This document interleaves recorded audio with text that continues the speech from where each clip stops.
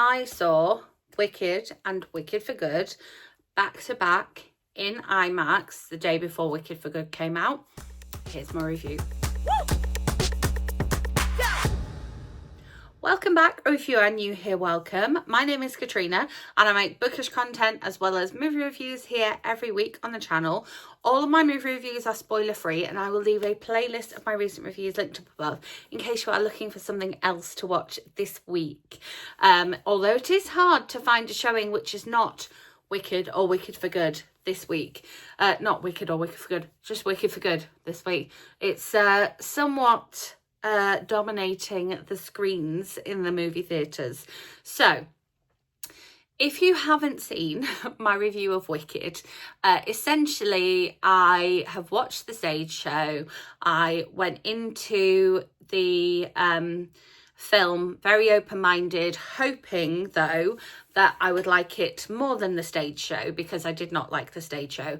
But I do, however, like the music. I like the Wizard of Oz. I like the story behind it.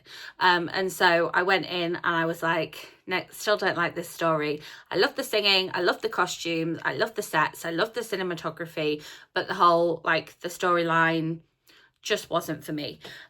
So having seen it again a second time, I definitely liked it better a second time. I think because I knew more of the storyline, having then watched it through twice already. And so I was kind of like really grateful for the fact that I decided to see it back to back. And I think that if you are watching this film, you need to consider rewatching Wicked immediately before seeing Wicked for Good. So then you can go in with the mindset that this is one complete story, just like the stage show, that this is one complete story and not two films which need comparison. So I'm not going to be comparing part 2 to part 1. I'm going to be considering this as a whole story, because part 2 is part 2 of the whole story of Wicked, based on the book, which was, based on the Wizard of Oz, and then the musical, the stage show, the award-winning stage show. So as a part 2, it works really well because it's literally act 2 of the show. So we've left with Elphaba on her broom, being, defying gravity, and then we as an audience want to know what happens next. How does it all end? And this film does that very well. It gives everyone their own ending, which it does very well. Just like the first film, I thought that the costumes were amazing. The cinematography was amazing. The second half is, as you know, going to be a darker film. From the trailers, from the end of Wicked, you know that this is going to be a darker film than the first one. And so in terms of like the editing and the lighting, it's generally darker, unless we're with the lovely Glinda, who's very much leaning into Glinda the Good Witch. And so those scenes are a lot lighter, a lot brighter. And I think it's really like nice the way that signals that for an audience. But yes, everyone gets their own little ending in this one, which I really like that fact. We get to revisit all the characters from the first part, and we get to find out, now Elphaba has been sent away and, gone off and done her own thing and been labelled as the Wicked Witch. What does that mean for her? What does that mean for the people of Oz? What does that mean for the Munchkins? What does that mean for the animals? What does that mean for everyone? So the storyline of the animals and Elphaba really trying to give a voice to these animals who are having their voices taken away from them continues. So you'll know I kind of wasn't a fan of that storyline in the first movie. And then we get to follow all the other characters. I liked Fiyero a lot more in this film. I liked him decidedly less in the previous film. And you'll be pleased to know, because I think I meant to, you'll be pleased to know I like Glinda a lot more in this film. This is Glinda's film. So this this is her half of the story. This is her part. And I recall saying that I absolutely hated her in part 1.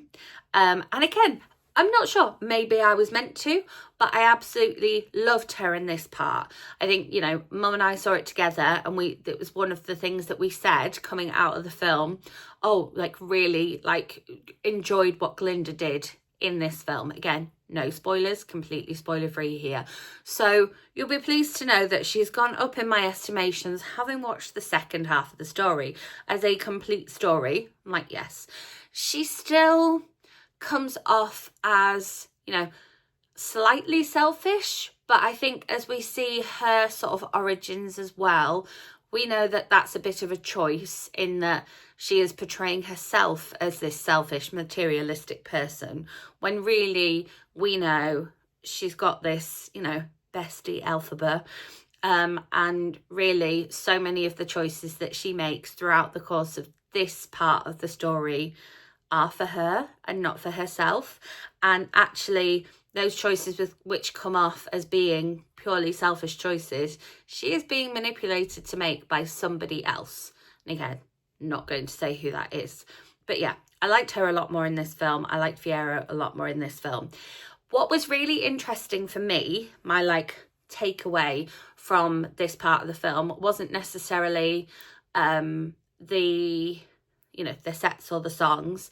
The songs are very much like up and down in the second half. It's not like building to this crescendo of waiting for Defying Gravity. You're like, I know, you know, the songs are going to be slightly different in this one, and they are, you know, a lot more sort of chaotic and a lot more intense in some respects, apart from the, you know, the For Good, which the film is named after. But I liked seeing the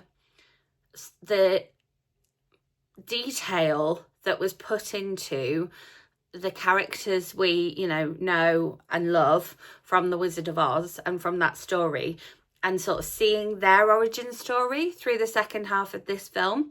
I think we saw, you know, glimpses of them in the first half, but we really get to see their true origin story in this half of the film. Again, no spoilers.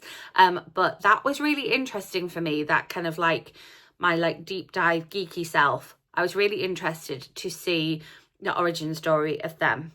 I felt like there was less to love about Elphaba in this one. However, I didn't feel like in the first film I said that I felt that Cynthia Erivo was like underused. I felt like she was used an appropriate amount in this one, and I think that people obviously really got on board with them as a team from the first film and really appreciated the, you know, wonder of her and her voice, and so it's very much showcased in this second half of the film. I still think that Bowen Yang is woefully underused. He did make me laugh a couple of times in this one, and you know, there was some other moments that made me laugh as well. Jeff Goldblum, I think, comes into his own a little bit more in this one. He wasn't as prevalent in the previous film, but it's like, yes, no, I fully believe that when I watch The Wizard of Oz, Jeff Goldblum is going to be behind the curtain. Like that's who's going to be there. But yeah, I think, I know I said I enjoyed the first part more the second time around. The second half I probably enjoyed as much as I enjoyed the first half the first time. As a whole story from start to finish, it's probably still not my thing, but I wouldn't say I'm not recommending this to anyone. I think obviously if you like the stage show, this is true to the stage show. It just goes into like more detail and is longer, and the sets are just more than you could ever do on a stage. So if you are a massive fan of the stage show, you are going to love watching these two parts of the film back to back again and again and again. I know that. I think if you if you haven't watched the first half, you have to watch the first half before seeing the second half. And I think if you're going to see the second half, please watch the first half immediately before, like as close to watching the second half as you can. And please, please, please go into this one knowing that this is part 2 of a 2-part story. Like, please don't think of this as another film that you have to compare to the first film. Should you pay your cinema going money to go and see this one? I think if you are going to watch this film, please go and watch it on the big screen, because the sound and the picture are just fabulous, and watching it with that live audience gives you that like a theatre going experience. Like, my audience clapped after both halves. Know that it is darker, so again, if you are taking younger children to go and see it, the flying monkeys are really scary. We know that from Wizard of Oz anyway, but they are so scary. And yeah, there's some slightly risque moments as well, but it's still a PG, so what can you say? So yeah, if you're intending on seeing this, see it in the cinema. If you don't like the story, this is not going to make you like the story anymore. So see if there's something else on in your cinema. And that's my final thoughts on that one. Gosh, this has been a long one. As always, if there is a movie that you want me to go and watch this week, I believe my next review is probably going to end up being Zootopia 2, but I have more videos to come, so please do let me know in comments if there's something you want me to watch and review for you here next week. If you enjoyed this slightly rambly video, give it a thumbs up. Make sure you subscribe and hit that notification bell, because I do have a couple of other book versus movie videos coming your way, so you're not going to want to miss out on those ones. And yes, as always, thanks for watching. I'll see you with my next video.